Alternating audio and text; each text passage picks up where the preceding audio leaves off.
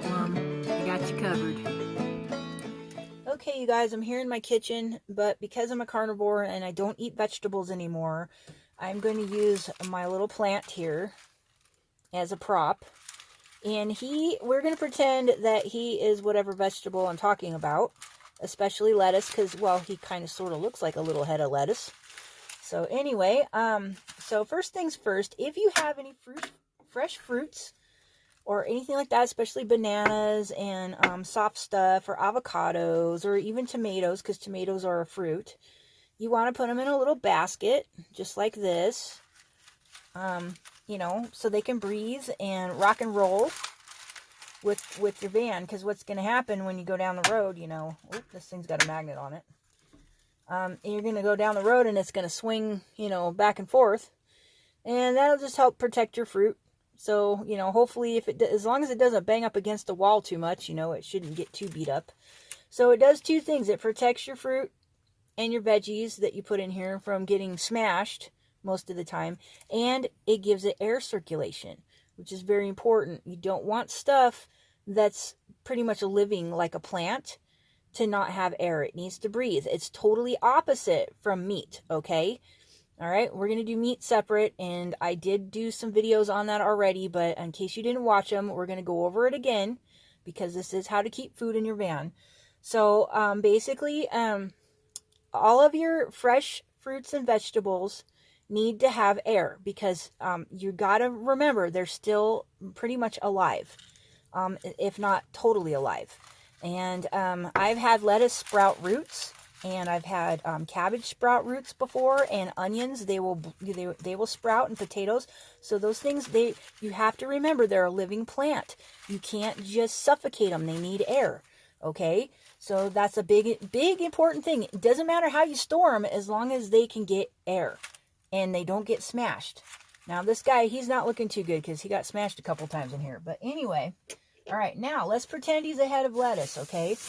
And, we all get these produce bags when we buy food at the store, and nowadays they appreciate it if you put meat in them, ironically, even though it says produce.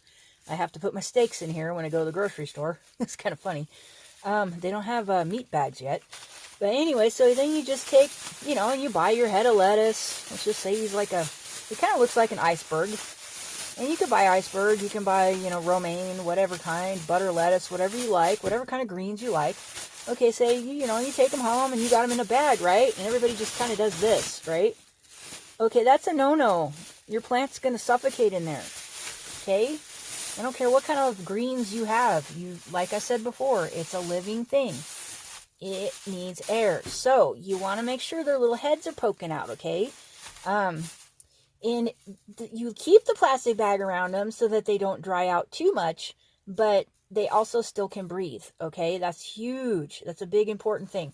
But if you close it off, they're going to get yellow and slimy, or even just really slimy in the case of spinach or whatever, and so you don't want to do that. So then, okay, so you have your heads of lettuce and your whatevers, and so now what do you do with it? Okay, so what I used to do is I would use a cardboard box, because a cardboard box is, even if it's thick paper, it still can breathe. So even though these are still in plastic, there's still going to be more air circulation in something like a cardboard box. If you use a basket, that's fine. Just make sure you line it with some fabric so these guys don't get poked with whatever the basket's made out of. Or if it's plastic, same deal. You want to put some fabric, or you want to put some cardboard in, like say if you use a milk crate. But just something breathable. It's got to be breathable. And then put your little veggies. And what I used to do is I'd kind of pack them, like lightly together. And if I had carrots or something like that, I would, do the same thing, because carrots like to be kind of moist, as opposed to potatoes. But you can do the same thing. Make sure their little heads are sticking out. And if you get carrots and they have the greens on top, okay, it stressed the carrot out to get picked, so it's already starting to go into shock, and it's going to die anyway, unless you chop the tops off. That's another thing. If you get a carrot with the big, plumy green stuff on it, chop the tops off, so that the root has a chance to kind of like say, oh, okay, we're going dormant now, and I can still live and I'll be okay. I don't have to provide energy to this poor plant on top that's stressed. So that's another important thing. That's why they chop the tops off carrots, so that they can retain their life longer. And they are definitely still alive. I've actually done experiments in the past where I've actually planted carrots from the supermarket, and they grew the next year and gave me seeds and everything. So remember, your vegetables, if they're fresh, they're still alive. And fruits are kind of sort of alive too, but not quite. But you do need to treat them the same way. They need to be able to breathe. That's the most important part. Okay? And then, of course, I don't have any canned vegetables, but there's always, there's always canned vegetables. There's really a lot of whole, dried, dehydrated vegetables you can go with as well. So there's that. And also, if you're a meat eater, these come in handy. They're kind of gross, but in a pinch, they're good. And of course, there's all array of canned fishes and things like that. There's all kinds of canned meats and canned veggies. So that's a no-brainer. I really don't need to go over that too much. But I want to drive home and I want to stress that any fresh vegetable you have needs to have air. And you keep it down low in your van, not necessarily under the bed unless it's potatoes. Potatoes are okay doing that. But they need to have airflow. So keep them down on the floor so that they don't get as hot, especially in the summertime. And you should be doing fine. And another thing too is, greens, no matter what you do, are not going to last more than maybe 3 or 4 days. So you want to eat them fast. And what you do, and when you do eat them, make sure they're as whole as possible to keep them as long as possible. You start with the outer leaves and you work your way in. And you be nice when you pick them off. Don't just sit there and rip it, because the plant, it's already stressed, and it's just going to die faster if you're mean to it. I'm not kidding. This sounds stupid, but it's the truth. And you just pick it off from the outside and then go on in. If you do happen to get those greens that are like in the little plastic things that are already made into a salad, just know that you're going to have to eat those within a day or two, because they're not going to last very long. So those are something you want to eat up really fast. You can keep them in your van without a refrigerator, but they're not going to last that long.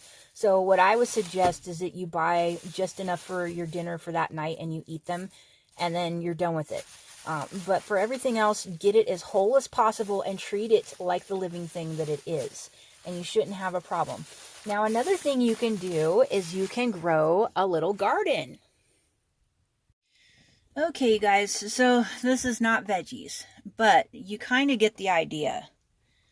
All right, you got a dashboard. You've got a doghouse if you have a van, especially one as old as mine. These old Dodges have awesome dog houses. They have a lot of room on them. You can plant an herb garden, or even some, small types of lettuce and things like that on your dash. I've done it before. You can also sprout veggies like, beans and broccoli, and you can sprout, just about anything. Wheatgrass will grow up here. I mean, look at all of this space that we have. Okay, you might not be able to keep them up on this part when you drive. You might have to take them down when you move. But for the rest of the time, you can put them up on the dashboard and grow them. If I can grow my little air plants and my house plants in my van, most certainly, especially if you're single and you don't have any pets, certainly you can grow little herbs and lettuce or something in here. It's not a big deal. They get a pretty good amount of sun. They're pretty happy. In fact, the worst thing is you might have to, I think this one got a little sunburned or something. And you have to just protect them. I'm still learning about how to protect my plants to keep them from getting squashed and everything else. But yes, if I can grow all of my little air plants and house plants in my van, I certainly could grow a little bit of wheatgrass or herbs or something. So that's a really good idea for you guys too. And see, look it, I've got these little guys hanging. I've got them hanging up here. You can even grow hanging herbs and hanging plants of any sort. You just got to get creative, okay? If you want fresh veggies, it can be done. You don't have to eat junk. Okay guys, and for leftovers and cooked stuff, whether they're vegetables or meat or whatever, same rules apply as like I was saying before in one of my other videos about keeping meat. Keep them in sealed containers. Any type of leftovers that you have, of course, it's common sense, and make sure that whatever you do, keep your ice and your food separate. Put your ice in a watertight container of some sort, and put your veggies, your leftover cooked veggies or whatever food, in some type of a watertight sealed container. And if you use baggies or whatever like that, like I do, make sure you double bag it just in case. And that's pretty much it when it comes to that kind of stuff. It's not that hard. There's very good, healthy, wholesome, dry options, especially for vegetarians. All kinds of fruits and vegetables and everything can be dried. You can keep them in jars, Ziploc baggies, whatever you have to do, whatever you have space for. You can get freeze-dried varieties. Of course, not right now so much because of the stuff that's going on, but you know, most of the time you can get cans of freeze-dried stuff, and as long as you don't open the can, it can last for 15 to 20 years before you use it. So yeah, there's just so many different ways, especially if you're a vegetarian, to keep food on the road. That's one of the things I do honestly miss about a plant-based diet, is the fact that I can just you know, get anything dried and all that kind of stuff I want and keep it indefinitely. The meats, yeah, I can get them freeze-dried and dried too, but they're way more expensive than the vegetables that way, and there's less companies around that do that. And you can't just go to the supermarket and buy bulk things of dried meat. So, you know, there is advantages to being plant-based. And so, yeah, that's what I'm putting out there. I mean, I just want you guys to know that there are lots of options. You don't have to eat junk food. You can have fresh food on the road.